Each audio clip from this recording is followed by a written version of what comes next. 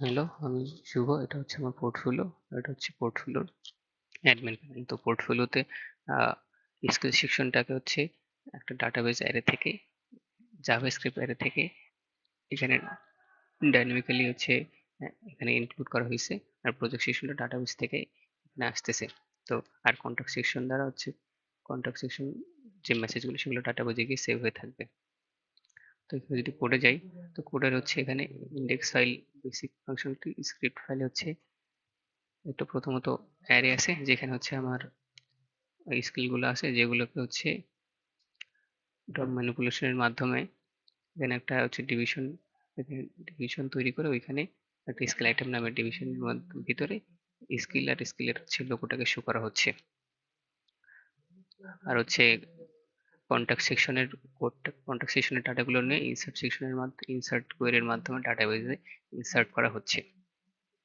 তো তারপর হচ্ছে যদি অ্যাডমিন প্যানেলে যাই, অ্যাডমিন প্যানেলে হচ্ছে অ্যাড প্রজেক্ট করার জন্য একটা অপশন আছে, একটা ড্যাশবোর্ড, যে কতগুলো মেসেজ আছে আর কত কয়টা প্রজেক্ট আছে। আর হচ্ছে এটা প্রজেক্ট সেকশন যেখানে হচ্ছে প্রজেক্টের টাইটেল ডেসক্রিপশন গুলো দেখাবে। আর এগুলো এডিটার ডিলিটের অপশন আছে, প্লাস এদিকে অ্যাড আছে।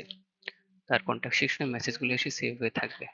তো এখানে হচ্ছে ক্রুড অপারেশন আছে, তো মেসেজগুলোকে চাইলে ডিলিট করা যায়। আর প্রজেক্টের ক্ষেত্রে অ্যাড করা যাবে এডিট, ডিলিট, রিড করা হচ্ছে তো পোর্টফোলিওতে। তো এখন যদি হচ্ছে কিছু এখানে কাজ যদি দেখি যে হচ্ছে প্রজেক্ট, তো চাইলে অ্যাড করা যাবেই ইচ্ছে মতো। আর এডিট করতে গেলে এডিট বাটনে চাপলে প্রজেক্টের ডাটাগুলো এই সেকশনে শো হবে। শো হয়ে এখানে জাস্ট ভ্যালু, ডাটা বা টেক্সট গুলো ইনসার্ট দিলে সেগুলো আপডেট করলে আপডেট হয়ে যাবে।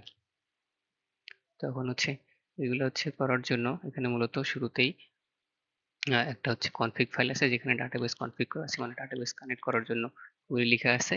আর হচ্ছে অথরাইজেশন ফাইল, যেটা হচ্ছে চেক করে যে ইউজার লগ ইন আছে কিনা। এখানে সেশন এখানে স্টার্ট করা হয়েছিল কনফিগ ফাইলে। তো এটা দিয়ে একটা টেম্পোরারি স্টোরেজ ফাইল তৈরি করা হয়েছিল যেখানে ইউজারের আইডি সহ বিভিন্ন ইনফো সেভ হয়ে থাকবে। তো এই সেশনটা হচ্ছে সব ইনক্লুড করা ছিল ইন্ডেক্স ফাইল মানে পোর্টফোলিওতেও, প্লাস হচ্ছে অ্যাডমিন প্যানেলেও প্রত্যেকটা পেজে এটা ইনক্লুড করা আছে। কারণ হচ্ছে এটা ওই ইনক্লুডার অথরাইজেশন ফাইলকে ইনক্লুড করা হয়েছে। তো আর যাতে হচ্ছে যে কোনো কেউ অ্যাডমিন প্যানেলে না ঢুকতে পারে তার কারণে হচ্ছে প্রোটেক্ট অপশন দেওয়া আছে। মানে হচ্ছে যে এটা সেশনের মাধ্যমে চেক করবে যে ইউজার লগ ইন আছে কিনা। লগ ইন থাকলে লগ ইন করা লাগতেছে, থাকতেইছে, না থাকলে ঢুকতে দিবে না। লগ ইন পেজে মানে index page, admin panel index page তাকে ঢুকতে দিবে না। তো এখানে ইউজার নেম পাসওয়ার্ড দিলেই অ্যাডমিন প্যানেল ঢুকে যাওয়া যাবে। তা ইউজার নেম পাসওয়ার্ড দিলাম, তাহলে শো করা যাবে। আচ্ছা, তাহলে ছিল। তারপরে হ্যাঁ, অন্য কেউ এটার মাধ্যমে অথরাইজেশন ফাইলের মাধ্যমে চেক হবে যাতে অন্য কেউ অ্যাডমিন প্যানেলে এন্ট্রি না নিতে পারে। তো তারপর হচ্ছে এই সেকশন, অ্যাড সেকশন আর এডিট সেকশন কিভাবে কাজ করে সেটা যদি বলতে চাই। বাকি ম্যানেজার এডিট সেকশন তো হচ্ছে মেসেজ সেকশনে থেকে কুইরি করে টেবিলের মাধ্যমে মেসেজ গুলোকে আর প্রজেক্ট ইনফো গুলোকে শো করা হচ্ছে।